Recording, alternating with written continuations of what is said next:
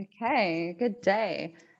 Good morning for those that are on our side, and good afternoon for everyone that's kind of joining us from outside of the country.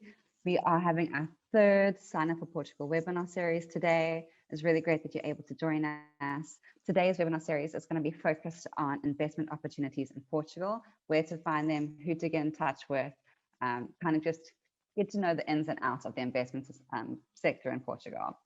So today we're going to be joined with some amazing key speakers that are working within the investment sector. And the entire webinar is going to take about an hour. The webinar is targeting international entrepreneurs who are looking to either start a business in Portugal or relocate their company into Portugal, and to understand where the money is at and how they can kind of access those funds as necessary funds that they need to get their business off the ground. So over this next hour, our webinar is going to be hosted by an amazing colleague, Andre, and he's going to be introducing and kind of guiding you through this next hour. So Andre, I'm going to hand it over to you. Thank you, Stephanie, and thank you everyone for joining us. It's a good day, so it's probably not a good day to be on Zoom, but anyway, we have a great topic here to go over, and I'm really glad that we are doing this. I would just like to say that we have actually two chat boxes, one for just chatting, obviously, and one for the Q&A. So please, if you have any questions regarding the presentations or the panel later on, please jump in the Q&A box, which will be easier for us. I would like to hand it over to Pedro Magalhães now from Banco Português do Fomento. Pedro, thank you for joining us. I think the stage is yours now, so you can take it from now. Thank you.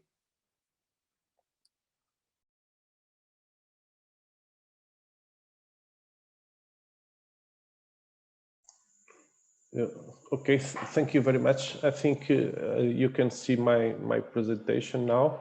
I'm sharing my screen, and first of all, I want to thank to Startup Portugal for inviting us and to be able to present Banco Português de Fomento and talk a little bit about our financial instruments, in particular equity financial instruments.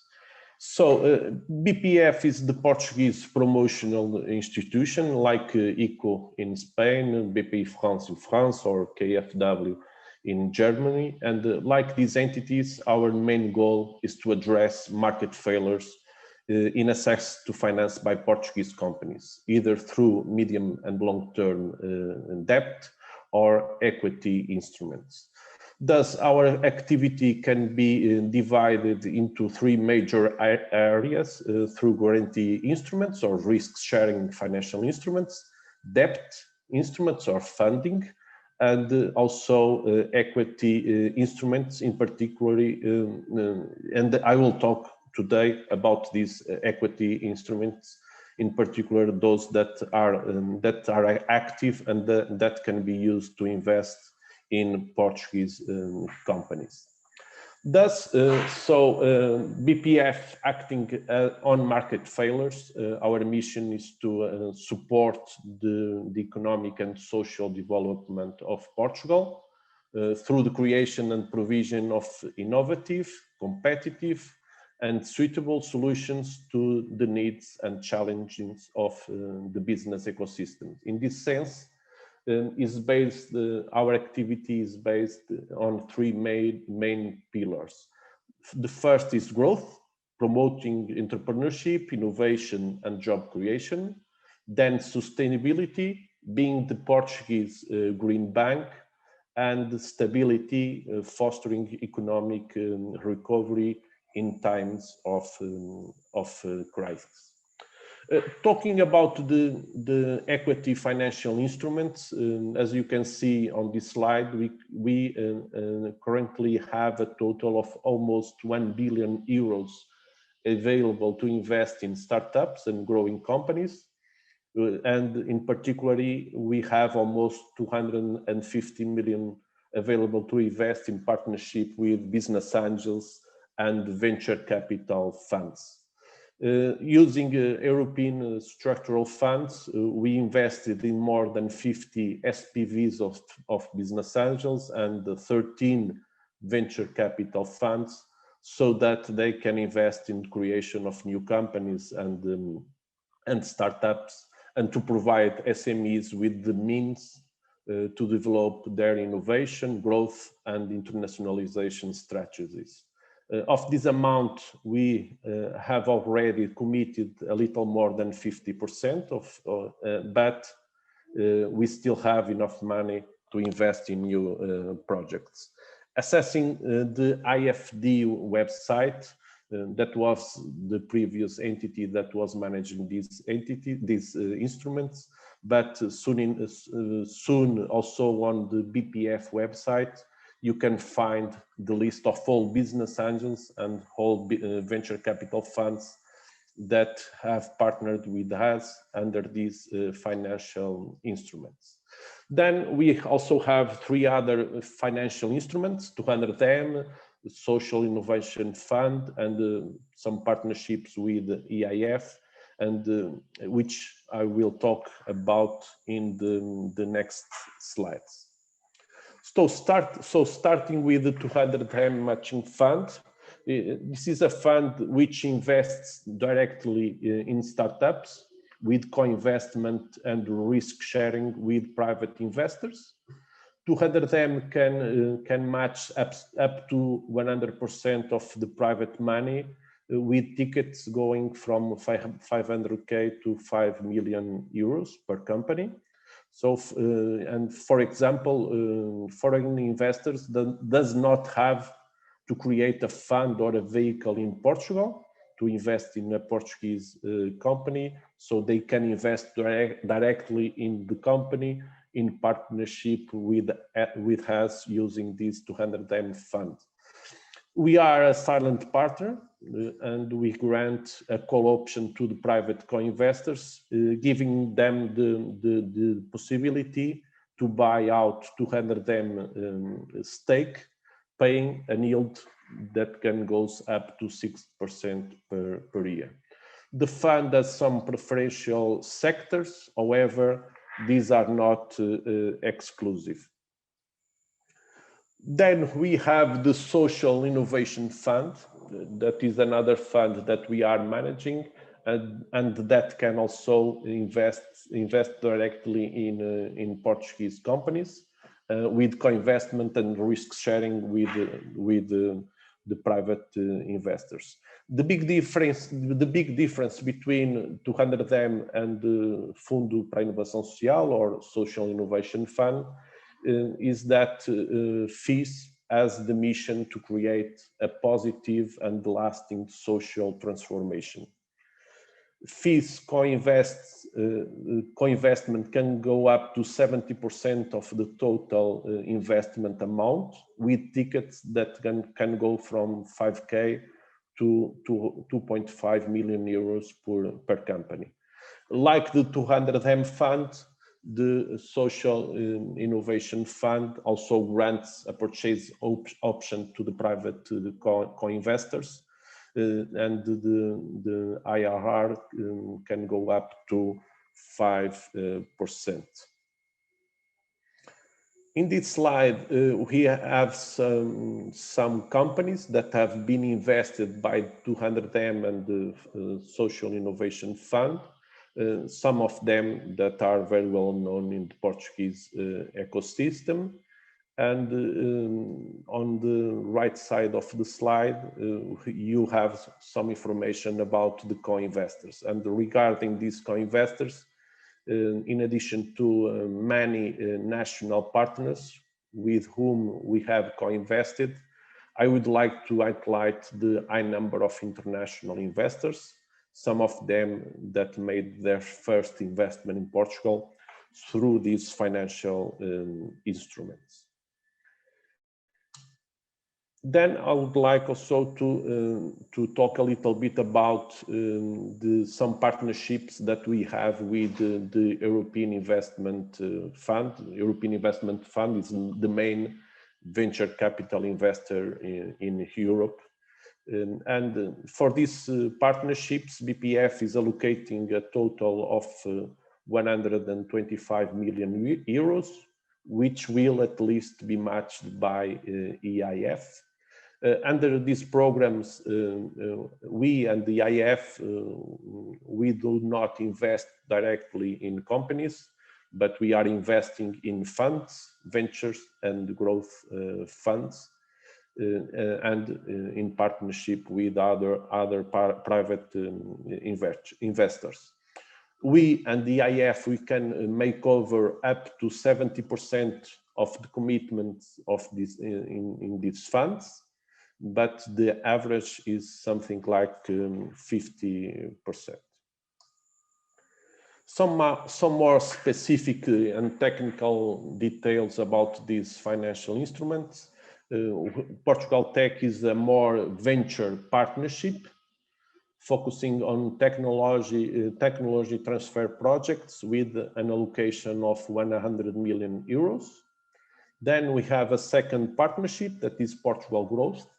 As the name implies, a focus on growth, expansion and buyout funds. And the allocation is also 100 million euros. And finally, we have Portugal Blue that aims to invest in blue economy projects in Portugal. At least twice the amount mobilized by BPF must be allocated to companies based in Portugal, 1.5 times for Portugal Blue, and funds may invest in SMEs and mid-caps, and the minimum ticket per fund that we are investing is 4 million, and the maximum amount is 25 million euros. Here you can find the name of the teams that have been selected and invested under these partnerships, and we have Indico, Armilar and Faber Ventures that have been invested under Portugal Tech partnership, so they are more venture capital funds. And then we have Vallis, Crest and Crest that are more growth or private equity funds. We expect under these three partnerships to invest in more 3 or 4 funds, some of them until the end of this year. To finalize my presentation, I want to share some success cases invested with support of BPF, some companies that you may know. 2 of them are 2 Portuguese unicorns, and that have been invested with the support of BPF in the past, and another one, Swartels, is making that pathway, and we expect that one day they can also be another Portuguese unicorn with support of BPF. So I hope this information was helpful, and I'm naturally available to schedule more individual meetings if you want to do that and to analyze a more specific situation. You have here my email, and feel free to get in touch if you need any help. And thank you for your attention. Thank you, Pedro, for your presentation. I think it was really insightful. I would like to invite Adão to join us on stage. Adão from Portugal Ventures, obviously, is somebody that would be key to talk a little bit about what's going on in terms of investment in Portugal. So Adão, if you could turn on your camera and come on stage. That would be perfect. Yeah, I'm already here. Thanks, Andre, and thanks, Stephanie, and thanks, Startup Portugal, for having me, and Portugal Ventures here. I will just share my screen.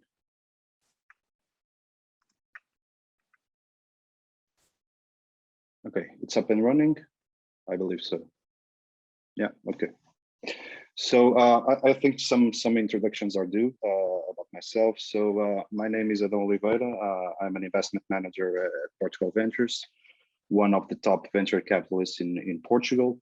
So prior to my return to Portugal Ventures last year, where I worked from 2012 until 2019, I worked at Conexo Ventures, a venture capital firm in Madrid that is part of the private equity group named Jet Capital.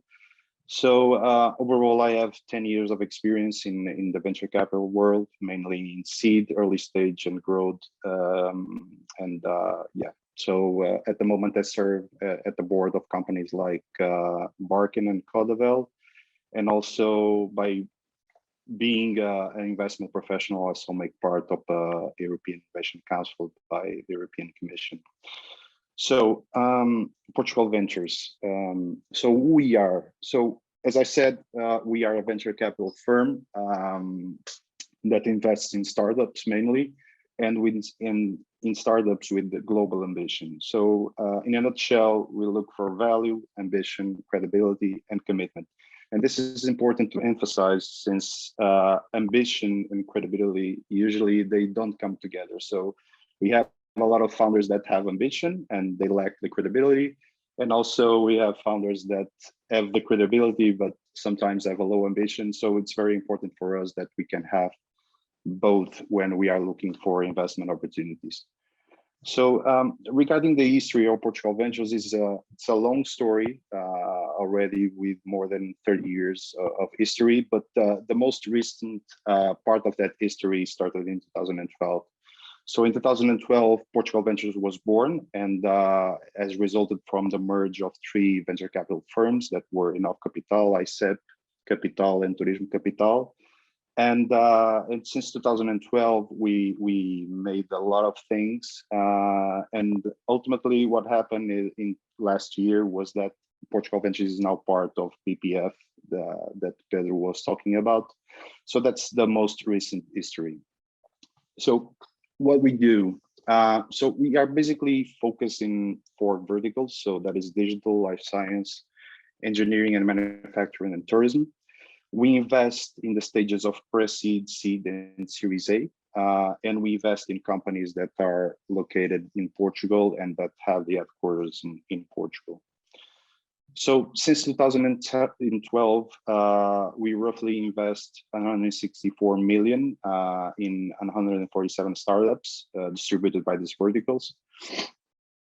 Over the years, we positioned Portugal Ventures as a benchmark venture capital partner in Portugal, and this was recognized by the press, mainly by CB Insights and also for Deal Room.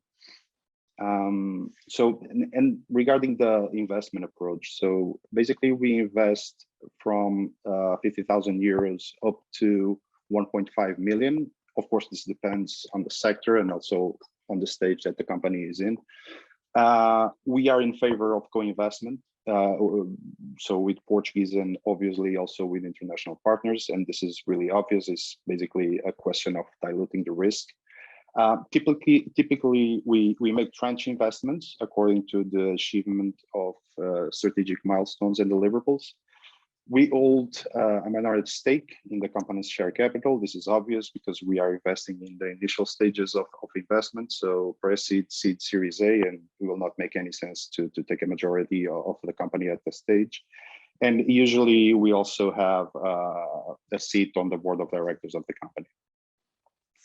So this investment process might be useful for the audience to know. So basically, it all starts with the online application, although I must say that we take a position of being reactive, but also proactive. So we also look proactively for opportunities that are in the market, but most part of our deal flow actually it's through online application. So once this process started, and all these stages that are here are basically eliminatory, but the first stage, it's the pre-screening. So after online submission, we review the project, the proposal, and we have an initial chat with the founders team to know the company and some of the more important things that are needed to know in this assessment. After that, we proceed forward, or we decide to pass the opportunity. Then we set up a panel of experts. So basically we invite the founders to join us and to do a session with experts that have skills within the sector in which the company is working in.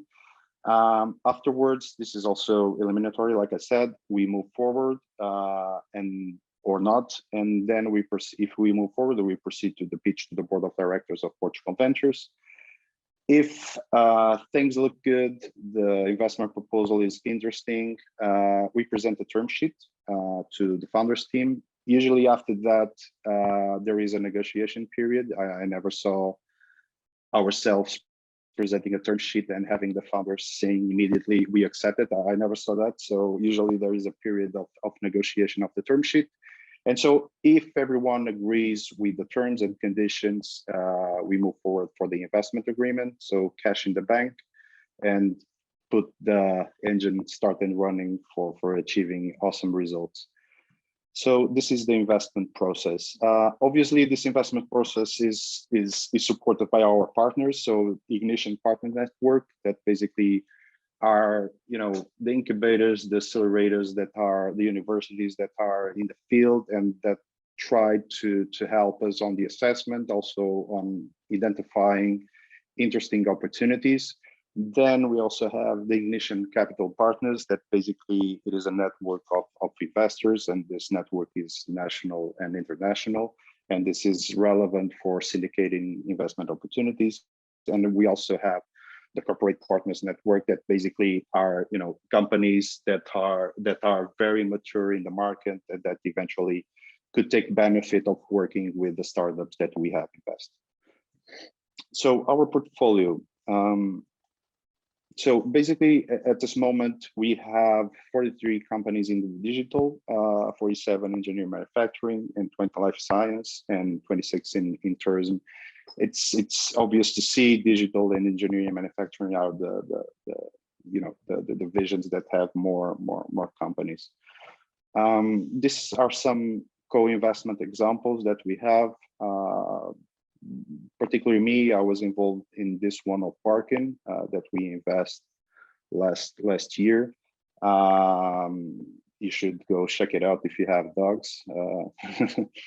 And regarding our calls, so although we do this proactively and also reactively, so reviewing the investment proposals that we receive, sometimes we decided to open calls, thematic calls for submissions. The most recent was Call for Deep Tech. Actually, this closed on Sunday. But it is what it is. But you can keep submitting the investment proposals. We also have the Call Fit, and this one is oriented for the tourism sector and for companies that are in the pre-seed stage, and this is open until 8th of October. We also have the open day. Actually, the open day is not a call, it's more like an open day itself, where basically we sit with founders that want to know more about us. We also have the opportunities to know projects that probably we will not know if we don't have this kind of initiative. So next one is actually it's Friday, but I think there are still seats available if you want to try it. Another calls that we have in the past and for which the applications are closed right now, it's called I Know ID and also Call Tourism. Okay. Of course, we have a 24/7 service at any time all year round, and this is the mail for which we should submit your proposal, investment proposal. So yeah, in a nutshell, that's it.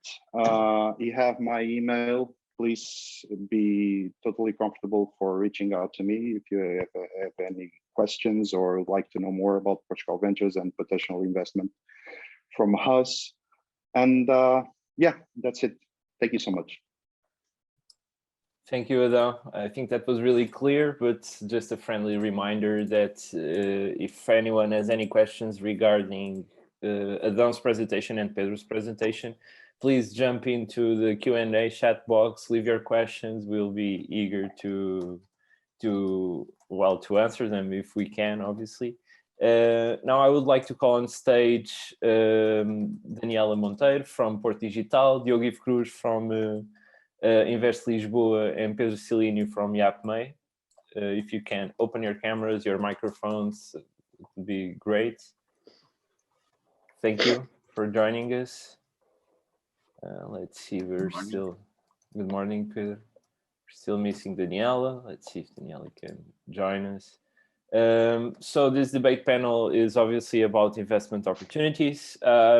Because I'm probably the worst person doing introductions that you will know, I would like to ask you to introduce yourselves. Maybe we'll go alphabetically, if that's okay. Daniela, I know that you're head of investment, head of entrepreneurship at Porto Digital, but maybe you can talk a little bit about your organization and what you guys are doing in Porto's ecosystem. Good morning, Andre. Good morning, everyone. Thank you, Startup Portugal, for having me here today. My name is Daniela. I've been working with in the startup ecosystem for some years now, and more specifically for the last years here in Porto, supporting the development of the startup ecosystem. I work at Porto Digital, which, amongst other things, is managing the implementation of the strategy for entrepreneurship here in the city of Porto, and the strategy from the municipality of Porto, which is called Scale Up Porto. At Scale Up Porto, we are aiming at developing the sustainability of the ecosystem by working with local, national, and international stakeholders, fostering the conditions for startups to grow from the city and to be able to reach the international ecosystem. Of course, before we have scale-ups and before startups become scale-ups, they have to start, and that's why the strategy is called Scale Up Porto, but it's also focused on the earliest stages and on the community itself that supports this long-term vision of sustainability. Thank you, Daniela. Now, following the alphabetical rule, Diogo, you can go on and introduce yourself and talk a little bit about Invest Lisboa, if you please. Okay, Andre, thank you very much. Thank you for the invitation and welcome everyone. My name is Diogo. I work at Invest Lisboa. Invest Lisboa is the investment promotional agency of the city of Lisbon. So we are responsible for the attraction of investors, of companies and startups, entrepreneurs into Lisbon. And we also responsible for providing services that help not only the decision-making of these investors and companies to see if Lisbon makes sense for them to set up their business, but also after they have decided for Lisbon, we will keep on working until the implementation and the development of the business. So we are a partnership between the municipality of Lisbon and the Chamber of Commerce and Industry of Portugal, based in Lisbon, and we are here to be a partner to help make the decisions by providing information, by organizing visits, local visits to Lisbon, by sharing our network of partners with companies or startups that want to set up in Lisbon, and also by explaining what are the services and advantages that Lisbon has to offer, basically trying to help make the best decision, the best informed decision about Lisbon. Thank you, Diogo.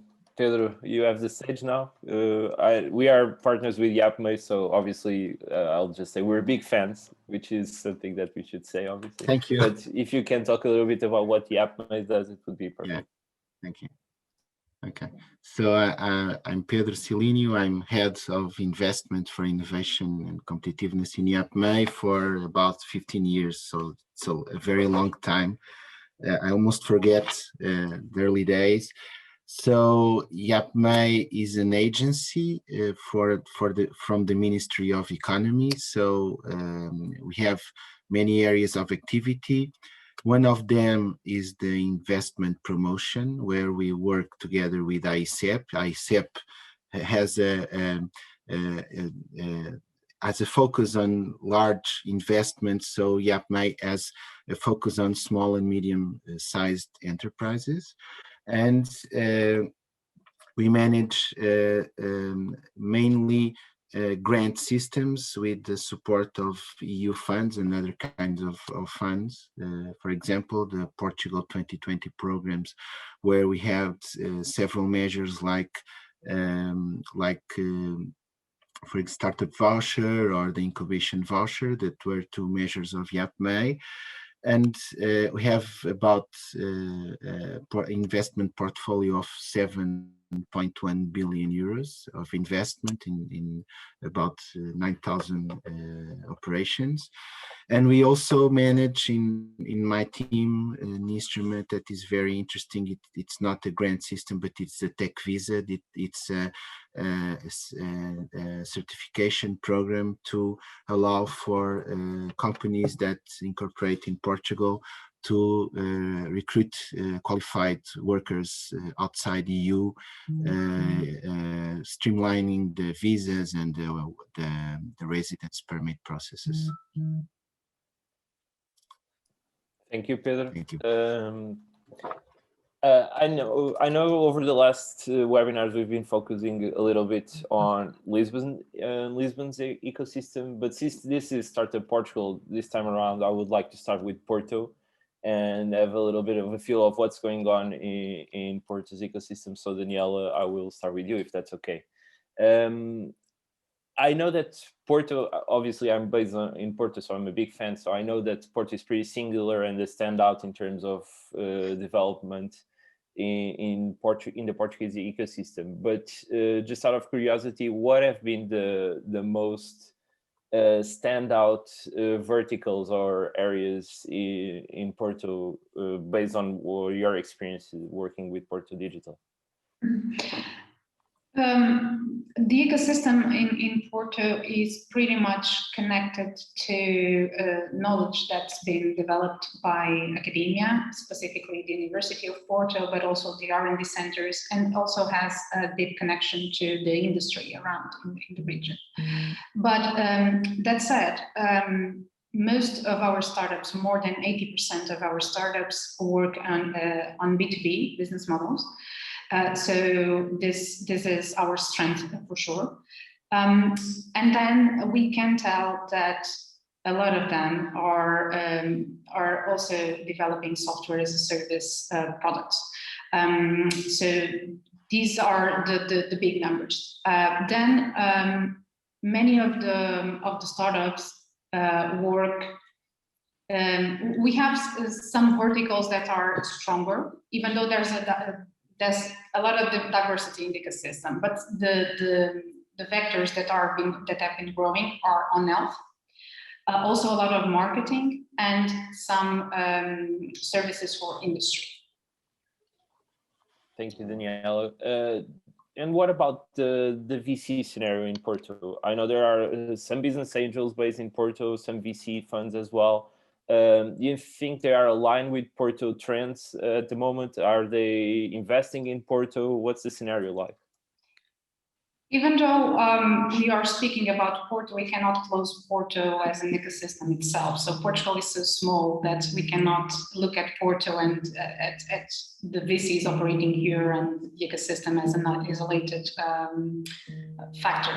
So the investors that operate in Porto are not only the ones that are based in Porto, and we have a lot of course, Portugal Ventures is based here and it invests a lot in the ecosystem, but there are national investors investing here in the ecosystem, and also in the international ones, and that's what we have been working on. It's on not only making our ecosystem visible to the national investors, but also to the international ones, and we have been working with national and international investors on that. About the trends, we can tell that the earlier stages have been a bit more stagnated for the past months, and the investments are happening in more mature stages, if I can say. So in that sense, I don't know if it's aligned with the rest of the country, with the numbers of in the rest of the country, but if I may take any conclusions or share any insights, I would say this is one of them. Thank you, Daniela. Actually, you just touched the point that I would like to address a little bit later on about the size of Portugal and how it might not make so much sense to think about local investment, you know. But I think I would like to address that question to everyone else, so we can wait a little bit. I would like to move on to Diogo. I think this question is actually interesting for Daniela as well, but I would like to have your opinion on this. So, Diogo, given your experience now, how do you feel that COVID impacted the investment scene, the investment sector in Lisbon or in the country? If you have any insights on that, that would be really interesting to share. Okay, actually, I was talking with Daniela before we start about it. Here in Lisbon, and to my knowledge and to the projects that I'm more involved with, which are many tech-based companies and tech-based projects, the investment during the COVID, and that is the perception that we have here at Invest Lisboa, maybe IAPMEI that has a larger broad could confirm or not. I would say that in the digital ecosystem, the investment kept on growing. The companies that are located here actually had a very, some of them have a good impact because of the trend for digitalization, the trend for the tech companies that are providing other services that actually had some boost over this. And in general, the investment, I would say that in the first wave, there was a wait and see movement. So we had some projects in pipeline that were not cancelled, but they were postponed to see how it goes. And now in the last few days, and of course there was some impact because 2019 was really strong. But in the last second half of the 2020 and even during this year, we are seeing that the investment is again having come back, especially when compared to other countries where the investment was really affected. The EY launched a study that's saying that Portugal was on the top of the FDI attraction in 2020, one of the top countries. That was more than 100 projects that came to Portugal. So I would say that investment and the interest of Portugal is very strong. Of course, everything created some wait and see perspective, but now people are returning to normal. There's a new hope about things getting back to normal, and we hope this trend continues. And I would say that this time next year, I'm hopeful that things are normal and people are really eager to return to normal activities. Invest Lisboa deals with many sectors, not only tech sectors, but it's agnostic in terms of sectors. And the same thing is happening in other kinds of investments which is they are very interested in returning to the investments. The studies show that Lisbon and Portugal are on the top of the most interesting countries to keep on investing. And so we are very optimistic about the future in terms of investment, not in every sector, in financial investment, in real estate, and in also continue to work in the startup investment attraction. Thank you, Diogo. Pedro, now moving on to IAPMEI and what IAPMEI has been doing over the last years.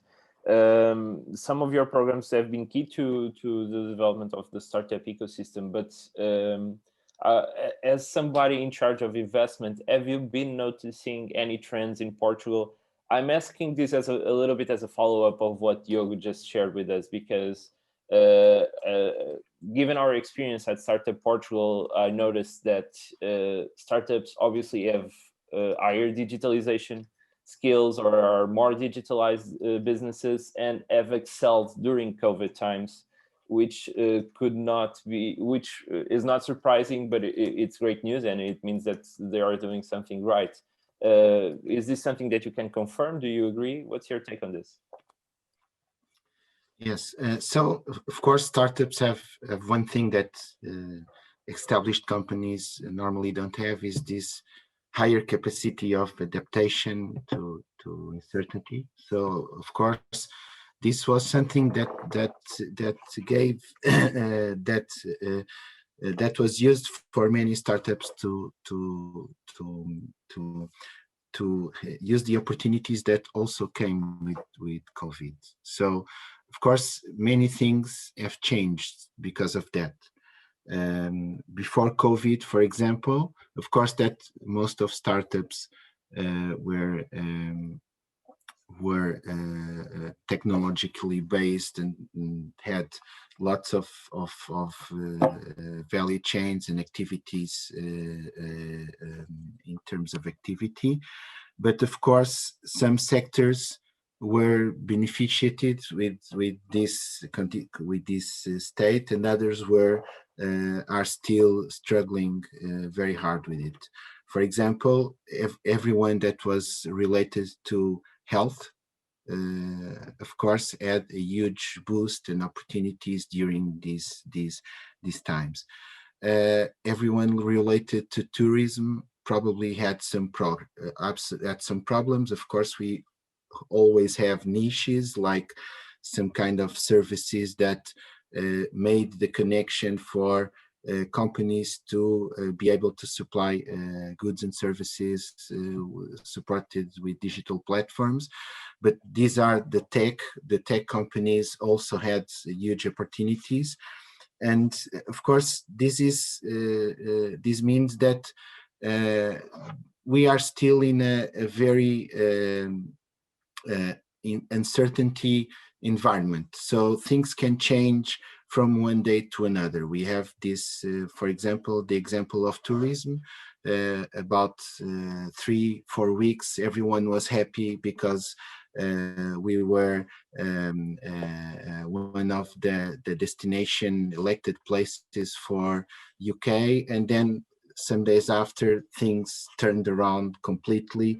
And of course, this is something that companies are dealing with, and we are still in an area where IAPMEI and is focusing on keeping most of companies alive for what Diogo mentioned, for this new hope that we expect that will come in the next month. So I enjoyed The New Hope because it's the title of the first Star Wars movie. So I think it's a good omen for this.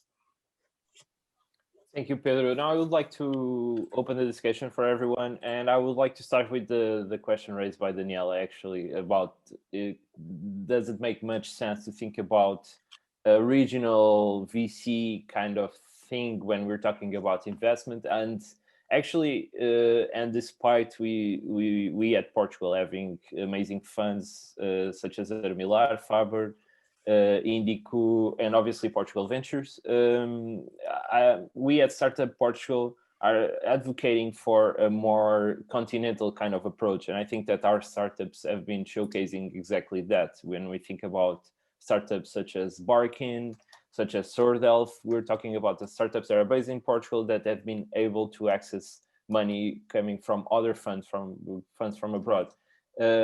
What's your take on this? Do you feel that obviously the availability of money in Portugal, is it in a good state? Does it make sense to focus our ecosystem growth only on the available funds in Portugal? Should startups think global from not only in the when they're building their business, but also when they're raising money? Maybe Daniela, do you want to start? Well, I will take the guess that we will be all on the same page on this one.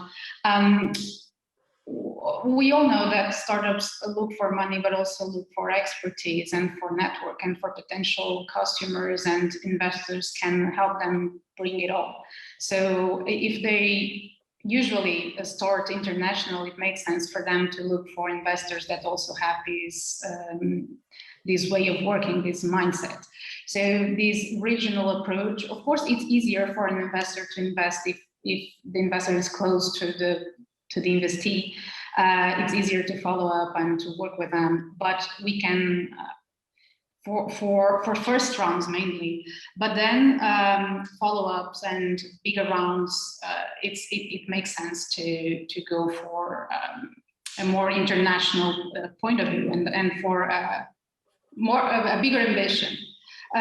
This view of having a bigger ecosystem, or even an European ecosystem, has been part of our work, and I know that Lisbon also has been doing this. We are both part of the Scaled Cities Network. We just had a meeting before this webinar. We have been working in an international network to bring these networks together and to expand these opportunities, to expose our ecosystems, and to create a bigger European ecosystem, so chances and opportunities are higher than these local ecosystems that are closed in themselves. So I'm totally in favor of having this international approach, and also for investors to have this approach, and I know that many of them already do. Thank you, Daniela. Pedro, do you want to share your opinion with us, maybe? Yeah. Yes. Many of these new startups are born global, so the market has no barriers. So whether you start in a high density area like Lisbon or Porto or other area, it's with digital technologies and all we have now, it's much easier for startups to reach global markets. And I think that this should be the aim for most startups. So I don't say that local entrepreneurship is not important for keeping local jobs, etc. But I'm more a fan of local startups that work globally and that work in international markets. And I think that this should be the focus of startups, of most of startups now, not just thinking the local market, but starting looking at the market globally. Thank you. Diogo, do you have anything to share with us? Yes, I agree with both Daniela and Pedro. I think in most companies, most startups in Lisbon, and I'm sure that in Porto also, as Pedro mentioned, they start having a global market as their base market, at least European market, which I think is something that differentiates the companies, the startups in Portugal than startups, for example, in the US, that they start looking at the US market, which is enormous, of course. But I think that's a good thing, and I think that's something we should all incentivize, is this global market view when even in the first day of starting up. In terms of investment, of course, I think the investors should look where they have the best advantage. I understand that being near to the project is good, because especially as Daniela mentioned, especially at the pre-seed, seed, because it's easier to follow up and have advice and support and help the companies when they are nearby, although nowadays it's possible very easily to work at distance. So for companies, for startups, and for investors, and even for us, the investment promotion entities, given that Portugal is so small, I think it makes much more sense to collaborate than to compete, and then to compete with each other. Given that, I also understand that the city perspective makes sense to develop their ecosystems and try to create the conditions to attract companies and startups to the city and to provide the resources they need to develop. So I think basically that Portugal should not compete within each other, should collaborate, of course, but regions should also, it's a little paradoxical, but regions and cities should try to create the best conditions, and that would be best for the whole country as a whole, the best conditions to attract and to develop their ecosystems here, not by undermining other regions, but by collaborating, but creating all the resources and the conditions that companies need to grow. The company's job and the startup jobs and the investor jobs is to try to find the best locations to grow and to set up their conditions. Our job is to create these conditions to attract companies. So I think it's basically that. And that's the beauty of being in Portugal, right? As Daniela stated, and I completely agree, Portugal is a small country, a small market. Usually that means that startups that are born here are already thinking global, as Pedro said as well. It also means that it's easier for us to just be connected with each other and make sure that startups are not thinking just local, but thinking globally, and globally inside the country. I think that's really key here. And my experience is that investors, they don't invest in just one location. They might start with one location, but very, very soon they are looking at other cities within the country, looking for the best opportunities. And I think if we collaborate with the investors and with the company agencies, I think it's better for everybody, because at the moment we are not at a capital scarcity problem. That's not a problem. There's lots of capital around. And so I think we should collaborate to grow as a country together, because the best opportunities are the ones that attract capital, and capital is available, and investment is available. And that takes me actually to a question that I'm curious about. I know that last year during a pandemic, Portuguese startups based in Portugal raised over 430 million euros at least, which is quite amazing given the scenario that we were living and the uncertainty of times. Working with investors, do you feel like the .pt brand is already acknowledged outside our borders?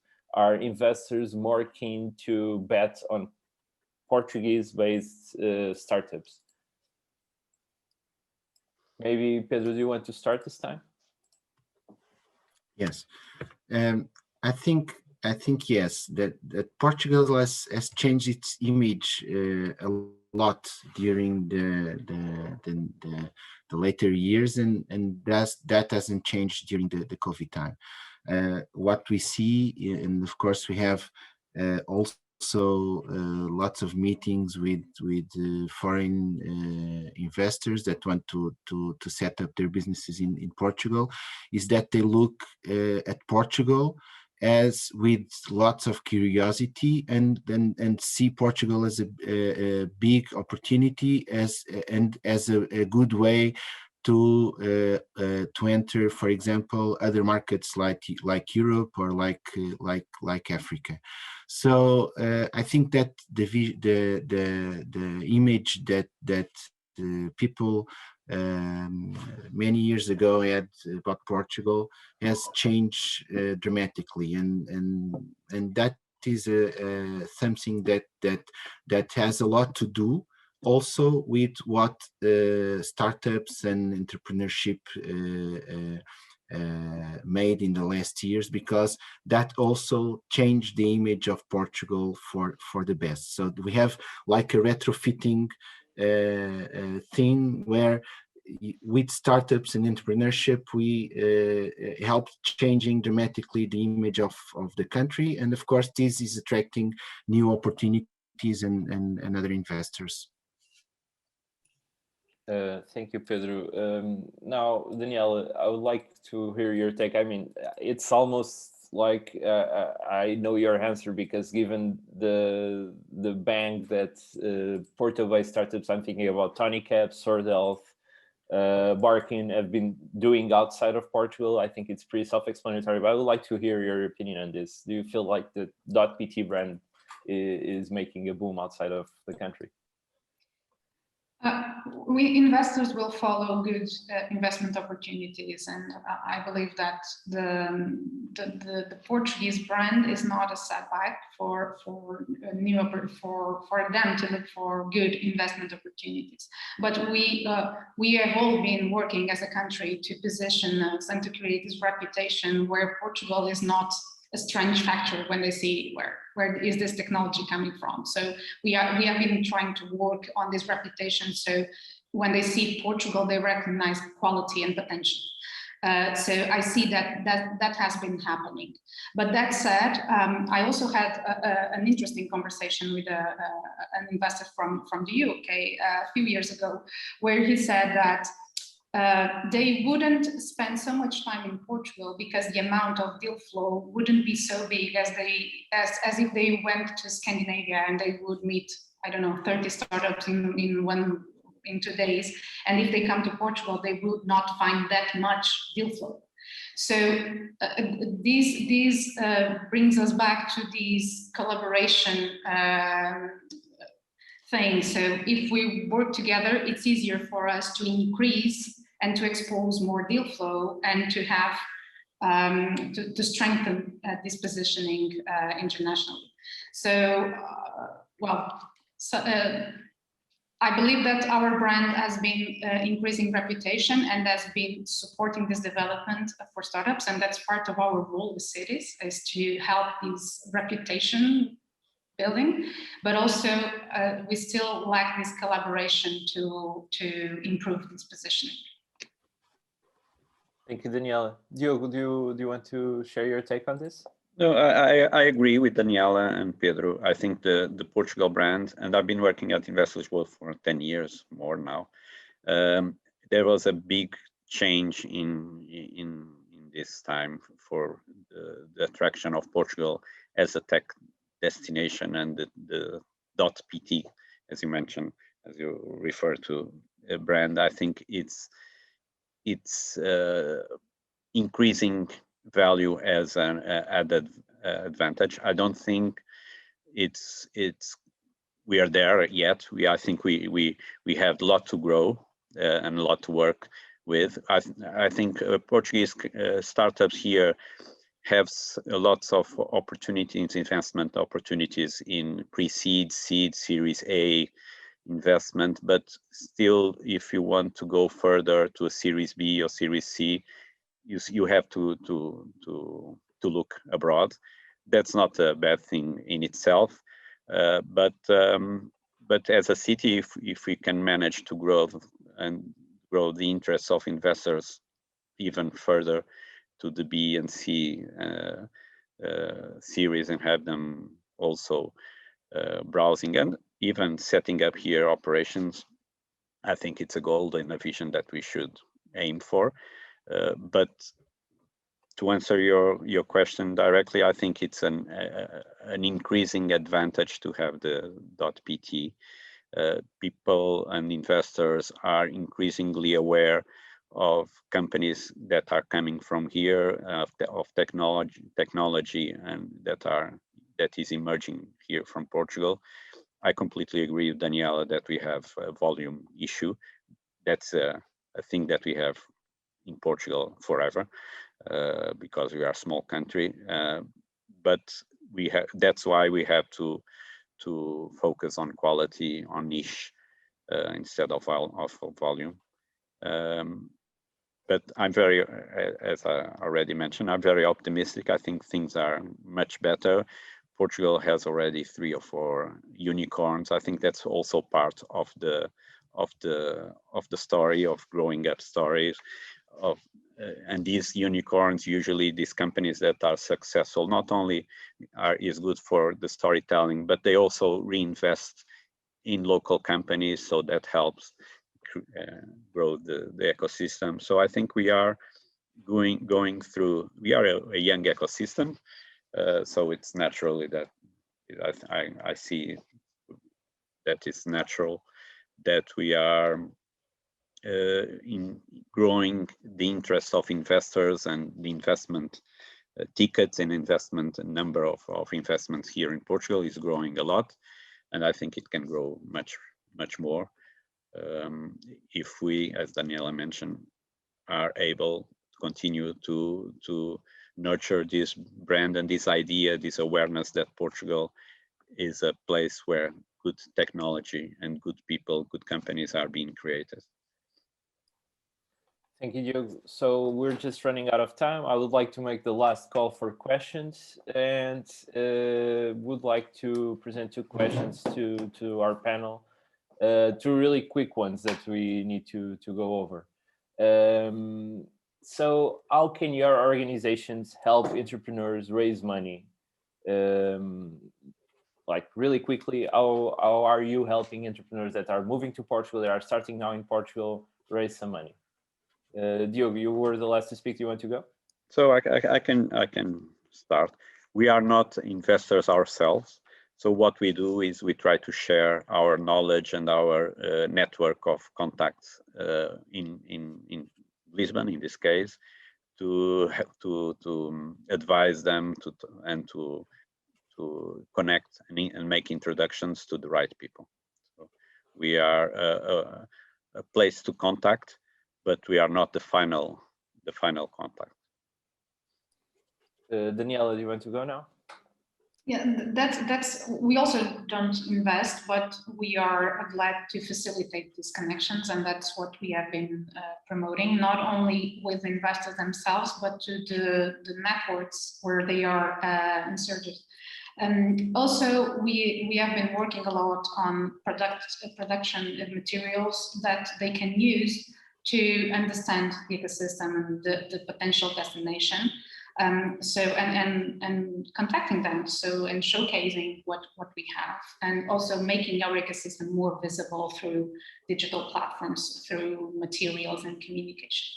That's also part of it. Thank you.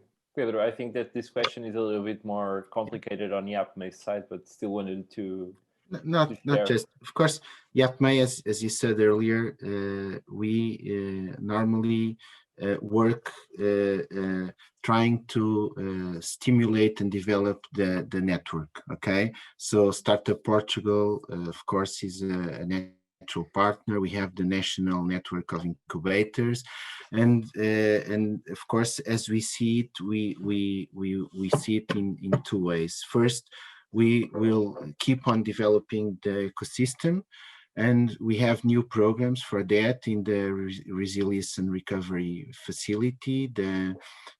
For the next times, we have programs that will help startups with voucher schemes that will help them on the early stages to support their early expenses.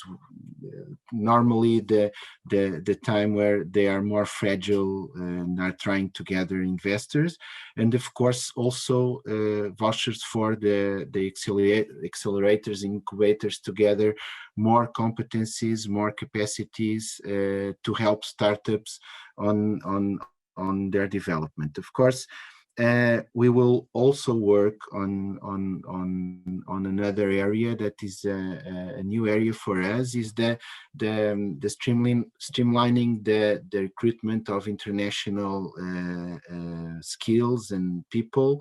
We have this tech visa program that will be streamlined also in in the shorter term, with more areas where companies will have some instruments where they can get people from outside Portugal to come and work in Portugal and reinforce their work teams.